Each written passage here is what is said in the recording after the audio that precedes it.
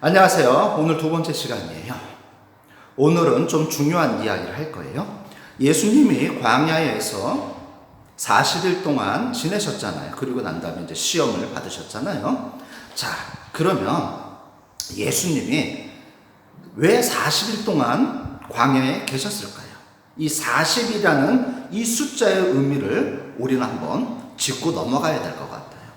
40일이 성경에 처음 시작이 된 것이 언제냐면은, 기록되어 있는 게 언제냐면 노아의 홍수 때 40일 동안 비가 쏟아져요. 자, 그리고 난 다음에 또 중요한 사건이 있죠. 네, 잘 아시는 사건. 광야에서 이스라엘 사람들이 40년 동안 뺑뺑이를 돌죠. 그렇죠? 그리고 예수님이 40일 동안 또 광야에서 시험을 해요.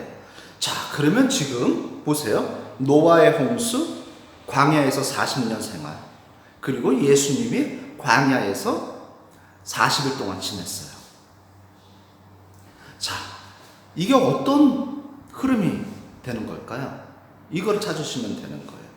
이 40일이라는 이 개념이 뭐냐면요, 고난 뒤에 있는 하나님의 복, 그리고 고난 뒤에 있는 새로운 출발을 의미를 해요. 노아의 홍수, 그거 끝나고 난 다음에 어떻게 됐죠? 새로운 출발이 시작이 되었죠. 광야에서 40년 동안 생활하고 그걸로 끝났나요? 아니죠. 새로운 출발을 가나안 땅에서 하죠. 예수님이 40년을 갖다 40년이 아니라 40일을 광야에서 보내시고 난 다음에 뭐를 시작을 했죠? 공생애를 시작을 한단 말이에요. 이제 잡으셨죠? 40일은 고난 뒤에 있는 하나님의 복, 그리고 고난이 끝나고 난 다음에 새로운 출발을 의미를 하는 거예요. 우리의 삶에서 보면은요, 고난이 올 수밖에 없어요. 고난이 안 올 수는 없거든요. 고난이 고난으로 끝나면 진짜 비참한 삶인데, 그 고난을 통해서 우리가 하나님을 만나게 되고, 그 고난을 통해서 새로운 출발을 하기 시작을 하는 거예요. 그것이 바로 40의 의미예요. 이제 이해가 되셨죠? 자, 광야의 의미는 무엇일까요? 지금 마가복음에 보면은, 마가복음 1장 13절에 보면 광야에서 40일을 계시면서 이렇게 돼요. 그러니까 40일은 해결이 됐단 말이에요. 이제 광야예요. 광야의 의미는 무엇일까요? 이스라엘 사람들은 광야에 대해서 여러 가지 의미를 두었어요. 첫 번째는 뭐냐면요, 적막한 곳. 사람하고 교류가 끊긴 적막한 곳이에요. 두 번째가 뭐냐면 들짐승이 사는 곳. 세 번째가 뭐냐면 사탄이 사는 곳. 사탄 귀신이 사는 곳. 그리고 마지막이 중요해요. 뭐예요? 하나님과 만나는 장소예요. 적막해요. 아무것도 없어요. 사람도 없어요. 들짐승만 있어요. 거기서 사탄이 있어요. 귀신이 있어요. 근데 그 속에 누가 계세요? 하나님이 계신다는 거. 이것이 광야의 의미예요. 우리가 세상을 살다 보면 광야에 있는 것처럼, 허벌판에 있는 것처럼, 황량한 황무지에 있는 것처럼 느낄 때가 있단 말이에요. 그때 중요한 게 뭐냐면, 그럼에도 불구하고 하나님이 내 곁에 계신다라는 거예요. 그때 하나님을 내가 만난다라는 거예요. 그게 광야의 의미예요. 이제 이해가 되셨죠? 마가복음의 특징이 뭐냐면, 거기에 보면 들짐승이 있어요. 들짐승과 함께 계시니, 여기 마가복음에만 있단 말이에요. 그래서 마가는 광야에서 얼마나 힘들게 예수님이 계셨는지를 이야기를 해요. 또 보면은 뭐가 있냐면, 천사들이 수정을 들더라, 이 말이 있어요. 이게 왜 중요하냐면요, 마가복음에만 있는 표현인데, 우리는 그렇게 생각을 하잖아요. 40일 동안 예수님이 금식을 하시면서 있었다라고 얘기를 하는데, 지금 이 구절 때문에 천사들이 수종을 하는 거예요. 그래서 자유주의 신학자들은 예수님이 40일 동안 굶주리지 않고 천사들이 가지고 갖다 준 음식을 먹으면서 배불리 먹으면서 광야에서 생활을 했다라고 이야기를 하는 거예요. 근데 우리 보수주의에서는 그거는 아니다. 40일 동안 예수님이 광야에서 계셨을 때에 금식을 하셨고 그것이 끝나고 사단의 시험이 끝났을 때에 천사들이 나타나서 수종을 든 거다라고 이야기를 하는 거예요. 근데 이제 이 자유주의 신학자들이 이렇게 얘기할 수밖에 없는 게 뭐냐면 요게 시험이 끝나고 이런 것이 없단 말이에요. 뭐 컴마가 있다던가 뭐 완료형이 있다던가 그런 것이 없고 계속형이라는 것을 계속 쓰기 때문에 천사들이 40일 동안 계속 있었고 그리고 수종을 들었다라고 해석할 수밖에 없는 그러한 맹점이 있다라는 거예요. 그래서 자유주의 학자들은 예수님이 금식했다고 얘기하지 않고 광야에서 40일 동안 계셨다라고만 이야기를 해요. 자, 이거는 이제 학자들의 논쟁이니까 이제 넘어가자고요. 그리고 난 다음에 이제 오늘 또 이야기할 것은 아까 숫자 이야기를 했죠. 자, 그래서 우리가 무슨 기도를 하잖아요. 그랬을 때는 40일 기도하는 것이 좋아요. 우리 현대인인데 어떻게 40일 기도를 해요?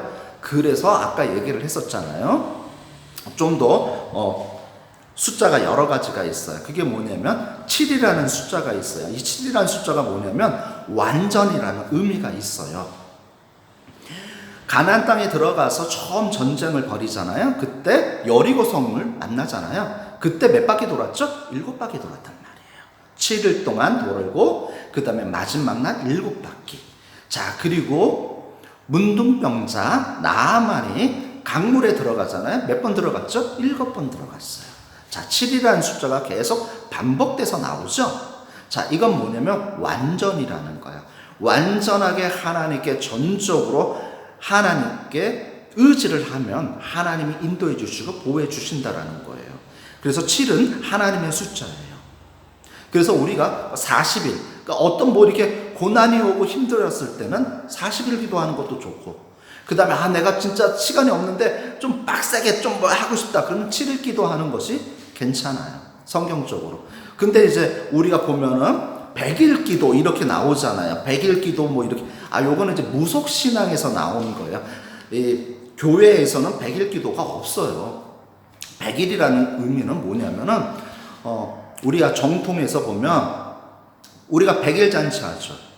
그리고 이제 연인들이 처음 만나고 나면 100일 반지 하잖아요. 100일 됐다고. 이게 뭐냐면 100이라는 숫자는 이제 우리나라 전통말로 하면 온이라고 해요. 온.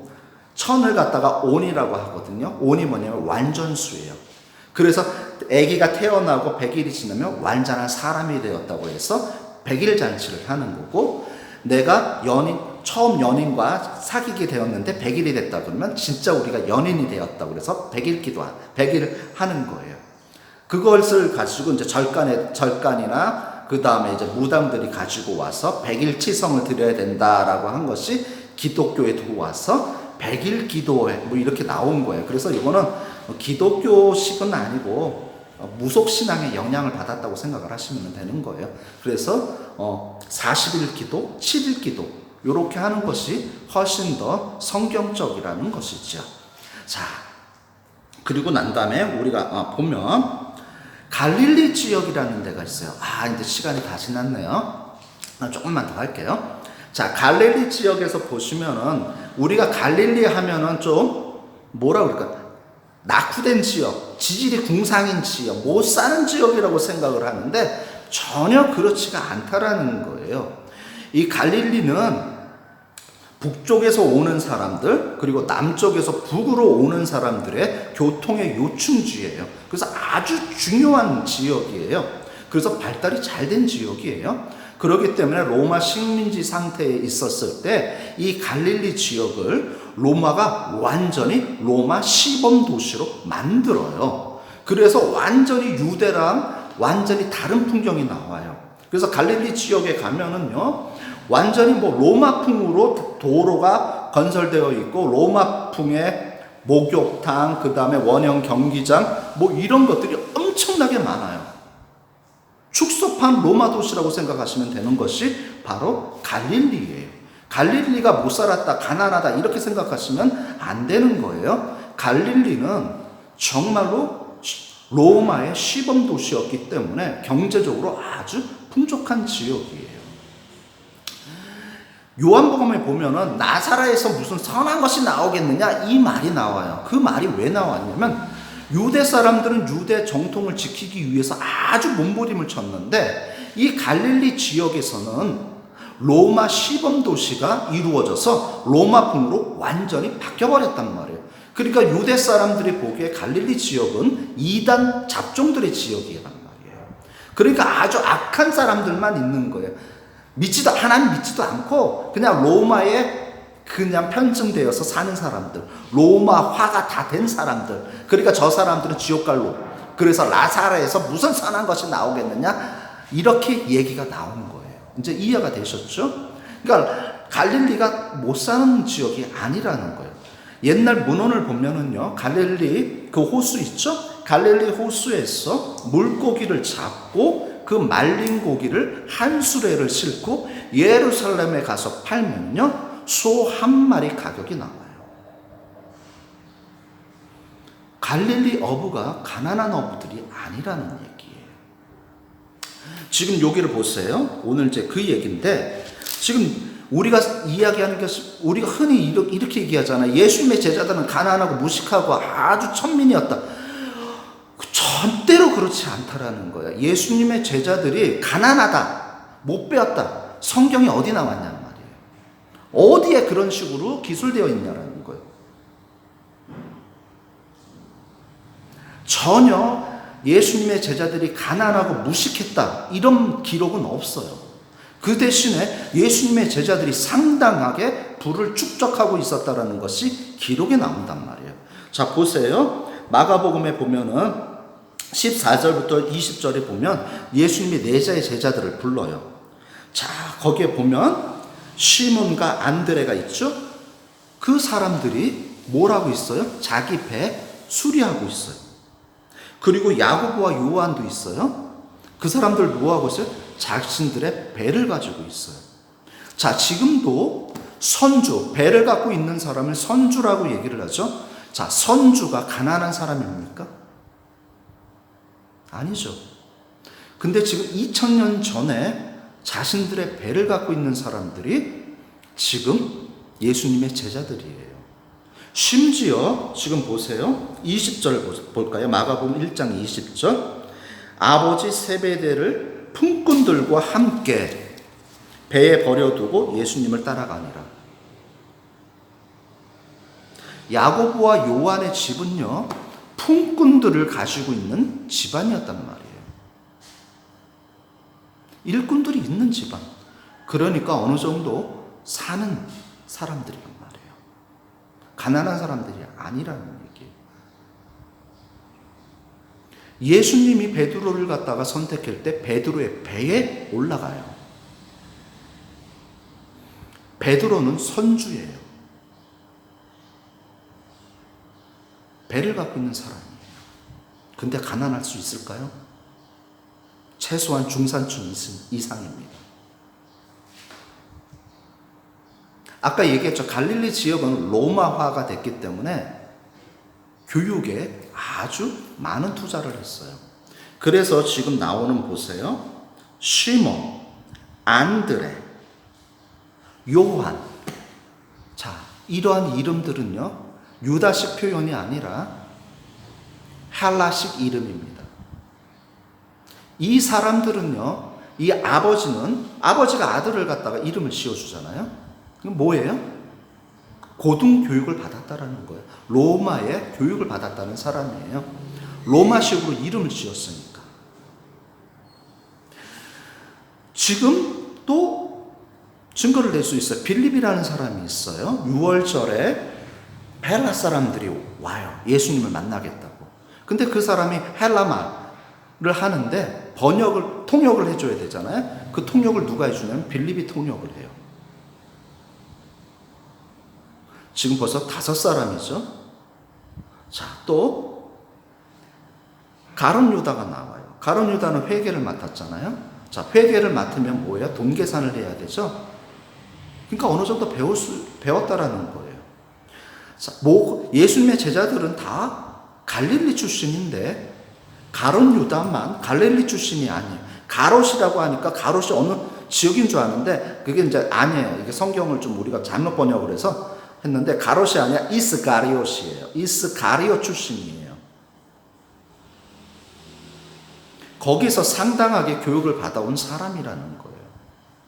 벌써 6명이 지금 나오네요. 전혀 가난하지가 않았다라는 거예요. 무식한 사람들이 아니라는 거예요. 배운 사람들이고 가진 사람들이에요. 그 사람들이 모든 걸 포기하고 예수님을 따른 사람들이 예수님의 제자들이에요. 또 한 사람이 있죠. 세리였던 마태. 세리는요, 돈 많이 받는 사람이에요. 교육받은 사람. 벌써 7명이네요. 예수님의 제자 중에 12명 중에 7명이 벌써 나왔죠. 이 사람들이 어떻게 가난하고 무식한 사람이라고 얘기할 수 있을까요? 이제 이해가 되셨죠?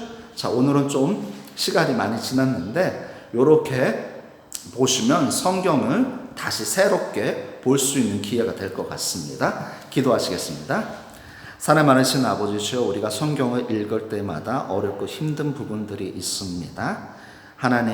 하나님께서 새롭게 깨달을 수 있는 마음을 허락하여 주시어서 늘 새롭게 하나님의 말씀을 배워나갈 수 있도록 도와주시옵소서. 예수님의 이름으로 기도드렸습니다.